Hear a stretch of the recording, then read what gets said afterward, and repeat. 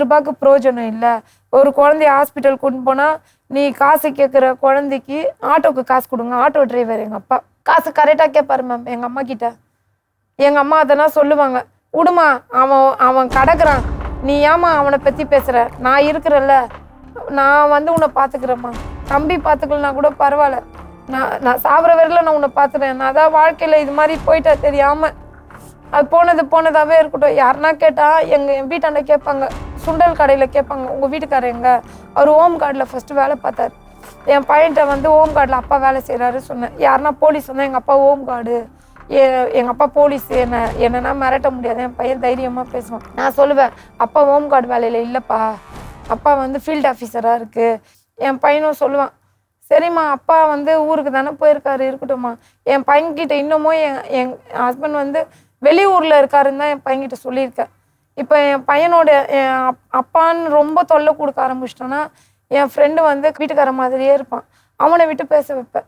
அவன் நிறைய ட்ரிப்பு என் குழந்தை சந்தோஷமாக இருக்கிறதுக்காக பேசுவான். அப்போ என் பையன் சொல்லுவான், அப்பா சீக்கிரமா அப்பா. அவனும் எப்படி அப்பா பேசுவாரோ அதே மாதிரி பேசி என் பையனை ரொம்ப இது பண்ணுவான் மேம். அப்போ கஷ்டத்துக்கு என் பையன் கவலையில் போகக்கூடாது. குழந்தை அது மாற்றுத்திறனாளின்னு கன்ஃபார்ம் பண்ணிட்டாங்க. இப்போ அந்த குழந்தை எப்பவும் மனசு குளிர்ச்சியாகவே இருக்கணும், அவன் மனசு நொந்து போகக்கூடாது. நான் எந்த கஷ்டமாக இருந்தாலும் நான் ஏற்றுப்பேன் மேம். பிச்சை எடுத்து கூட என் குழந்தைய பார்ப்பேங்க மேம். நான் அது மாதிரி நிலைமையில் இருக்கேங்க மேம். நான் என் குழந்தைய தான் மேம் நான் நினைக்கிறேன். அம்மா இருக்காங்களா? அம்மா இருக்காங்க, அம்மா வீட்டில் தான் நான் இருக்கேங்க மேம். அம்மா சப்போர்ட் இல்லைன்னா இப்போ என் தம்பி கூட ஏதாவது பிரச்சனை, ரேஷன் கார்டு கேட்டு பிரச்சனை பண்ணான். இப்போ சப்போஸ் என் தம்பியே நீ உன் பொண்ணை மட்டும் சேர்த்துக்கிற, எங்களை ஏன் சேர்க்கலை, எங்கள் பெரியம்மா வீட்டில் தான் என் தம்பி தங்கி இருக்கான். என் பெரியம்மா தனியாக இருக்கிறதால கல்யாணம் ஆகலை, அதனால என் தம்பி கொடுத்துட்டாங்க, நீ இருப்பா வீடு.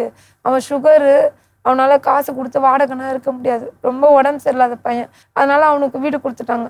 இப்போ சப்போஸ் அந்த பொண்ணு கூட என்னை கேட்கல, என் தம்பி பொண்டாட்டி, நீங்கள் உங்கள் மாமியார் வீட்டுக்கு போலியான்னு அதை கேட்குற மாதிரி நான் வச்சுக்கல.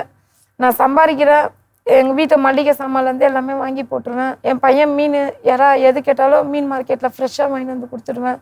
எல்லாம் கடை சாமான், சுண்டல் கடை போடுற எல்லா கடை சாமான் வாங்கி போட்டுருவேன். ஒரு 2 ஹவர் ரெஸ்ட் எடுப்பேன். எங்கள் அம்மா வீட்டு வேலை செய்கிறாங்க மேம். வீட்டு வேலை செஞ்சுட்டு எனக்கு பட்டாணி அவிச்சு கொடுக்குறது, எல்லா வேலையும் எங்கள் அம்மா, துணி துவைக்கிறது எல்லாம் எங்கள் அம்மா. என்னால் துவைக்க முடியாதுங்க மேம். என்ன யாருன்னா தள்ளி விட்டால் பத்துன்னு விழுந்துற நிலைமையில் இருக்கேங்க மேம்.